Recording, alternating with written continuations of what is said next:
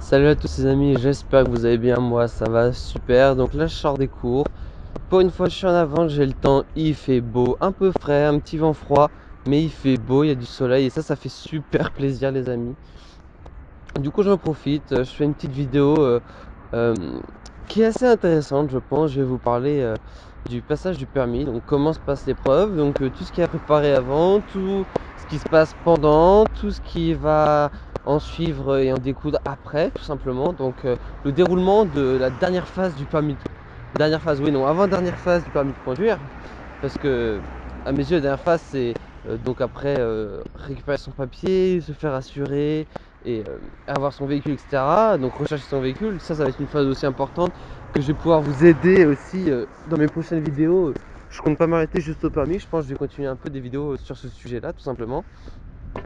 Parce que forcément je suis confronté à ces problèmes actuellement. Parce que si j'ai le permis, etc., il va falloir un peu tout ce qui va avec, la voiture et tout ça.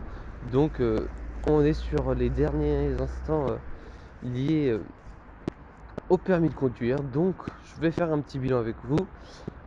Donc vous avez fini votre formation, 20, 25, 30, 35 heures. C'est votre donc premier passage, sinon vous ne serez pas sur cette vidéo.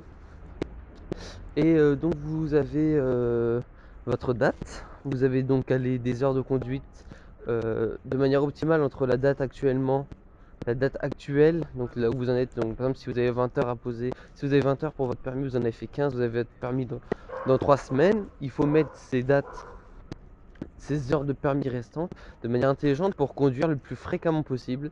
Et le but c'est pas faire 4 heures et après plus qu'une heure, non.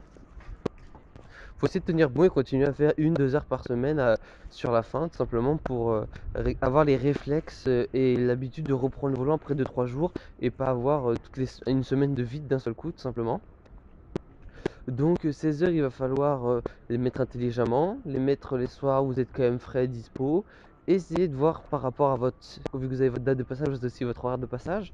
Donc essayez de mettre vos heures dans les mêmes conditions. Je dis les mêmes conditions et pas les mêmes horaires, c'est-à-dire que moi par exemple je passais mon permis à 8 heures.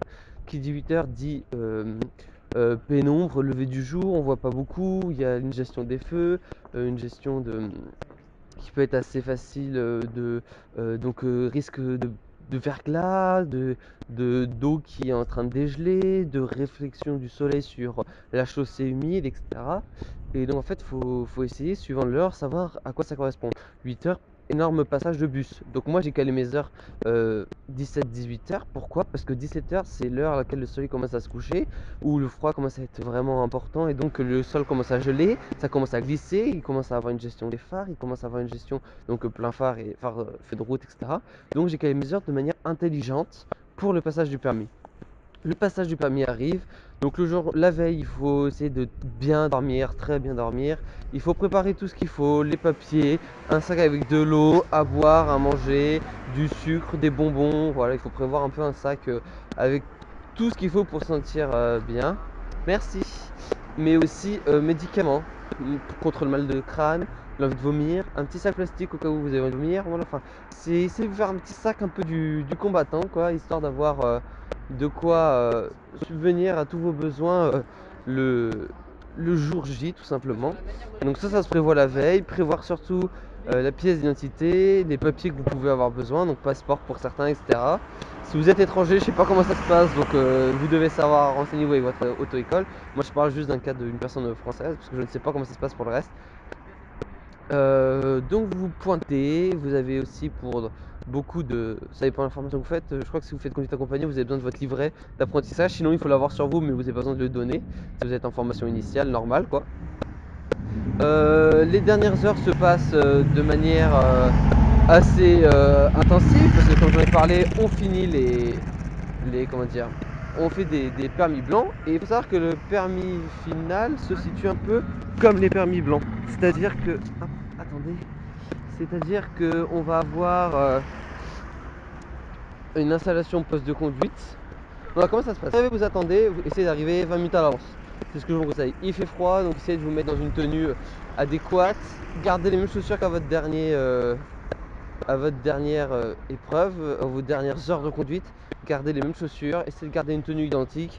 C'est-à-dire si vous êtes habitué à conduire en gilet, bah, conduisez en gilet, même s'il fait froid, bah c'est pas grave, et montez le chauffage dans la voiture, enfin voilà. Essayez de vous arranger d'être dans les mêmes conditions. De toute façon, l'auto-école, la voiture va rouler avant, donc elle sera chaude et dégivrée. Vous n'avez aucune gestion là-dessus à faire. Il faudra certainement, vu que quand vous allez rentrer, vous allez dire bonjour, donner votre carte d'identité, parler un peu et faire tous les réglages du siège et volant, etc.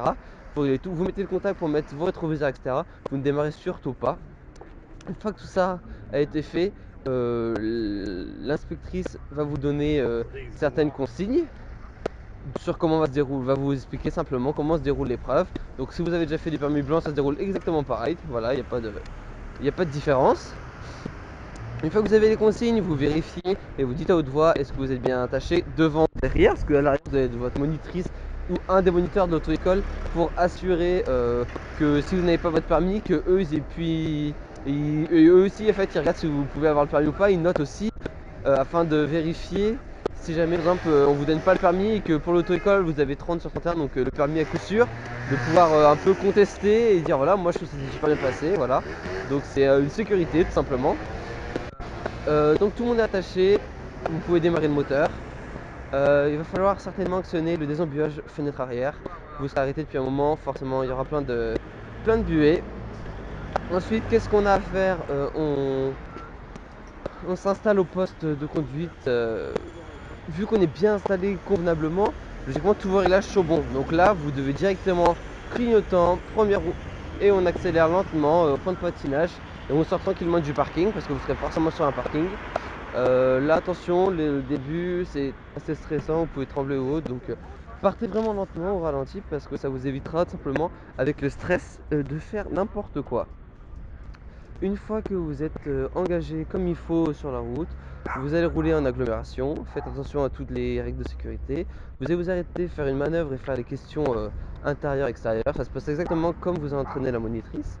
Ensuite, vous repartez, vous finissez, ou alors vous venez de faire un bout de voie rapide, ça dépend de où vous vous garez. Une fois que tout ça a été fait, vous rentrez, vous vous garez. Vous dites au revoir, vous récupérez votre pièce d'identité, vous n'oubliez surtout pas, et vous sortez du véhicule, vous partez, vous rentrez chez vous et vous essayez de penser à autre chose pendant 2 jours, au moins 2 ou 3 jours. Voilà, c'est le temps que ça arrive. Donc par la poste, en plus sur le site internet. Voilà comment se passe l'épreuve. Elle se passe exactement comme vous faites des trucs blancs. N'hésitez pas à demander de faire plusieurs permis blancs à vos moniteurs. Ils ont ce qu'il faut, ils ont le papier, ils le remplissent comme il faut, comme j'en parlais dans ma dernière vidéo.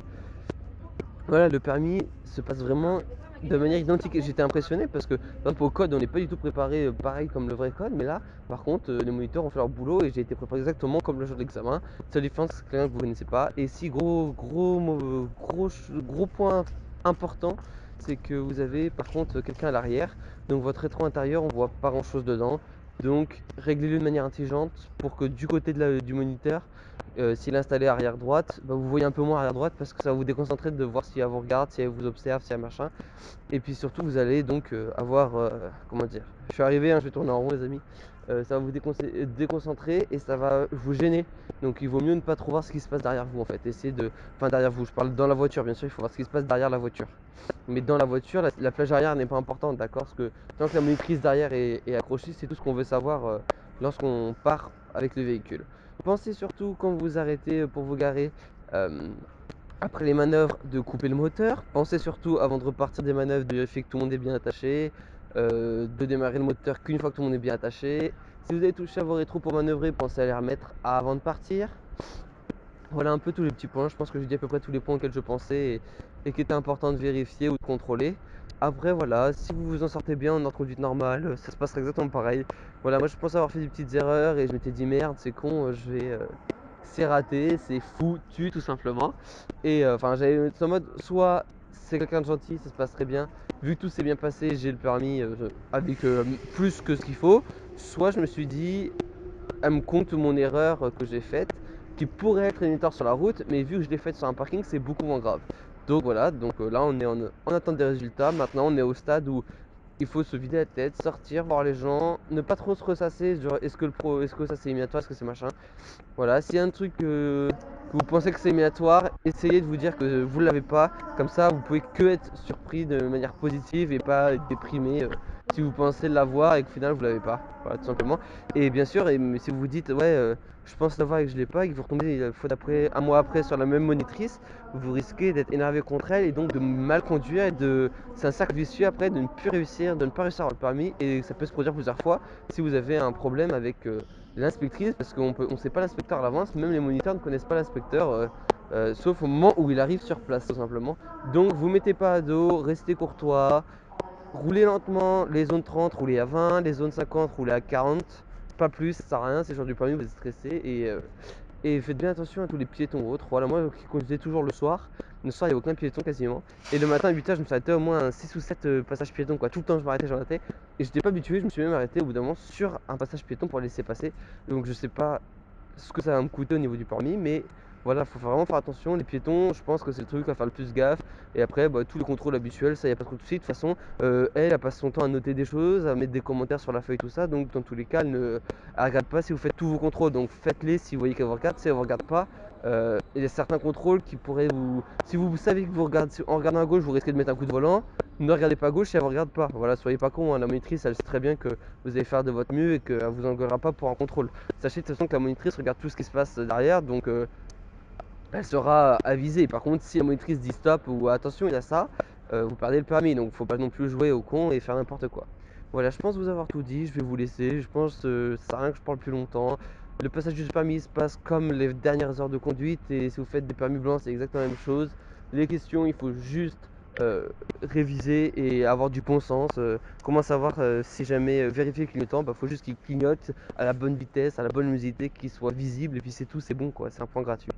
Pareil pour l'intérieur, monter et descendre le chauffage, mettre les clignotants machin, vous le faites tout le temps, tous les jours, et ne stressez pas, même si ça prend peu de temps. Moi j'ai stressé parce que je trouvais pas le certificat d'immatriculation du véhicule, et en fait il était enfoui tout au fond de la boîte à gants, et c'est ma monitrice qui m'a dit ouais, cherche bien au fond, il doit être enseveli sous 2-3 trucs, tu vois. Donc faut pas s'inquiéter, rester serein, surtout faut pas paniquer. Attention, moi par exemple, comme je l'ai déjà dit, je n'avais jamais ouvert le capot, donc si vous l'avez jamais ouvert, demandez à l'ouvrir au moins une fois, juste pour savoir le faire. Et même si vous l'avez déjà fait sur d'autres véhicules, hein, attention, chaque véhicule est différent au niveau des ouvertures de trappe. Certains c'est gauche-droite, certains c'est en hauteur, certains on baisse, enfin c'est un peu différent suivant le cas de figure. Certains c'est des pompes hydrauliques qui soulèvent le capot, d'autres faut soulever à la main et l'accrocher avec un truc qui descend du capot, d'autres ça monte du véhicule, enfin voilà. Il faut l'avoir fait au moins une fois pour être serein là-dessus, ça fera un truc de stress en moins à gérer le jour de l'examen tout simplement. Je vous laisse ici, je vous dis à la prochaine, j'espère que cette vidéo vous aura plu, qu'elle vous sera été utile. N'hésitez pas à liker, à mettre un j'aime, un commentaire. Je pense que je ferai un petit montage pour que, au lieu de tourner en rond, vous ayez plutôt un autre bout de vidéo que j'ai filmé un autre jour. Je vous dis à la prochaine, allez, ciao, bye bye.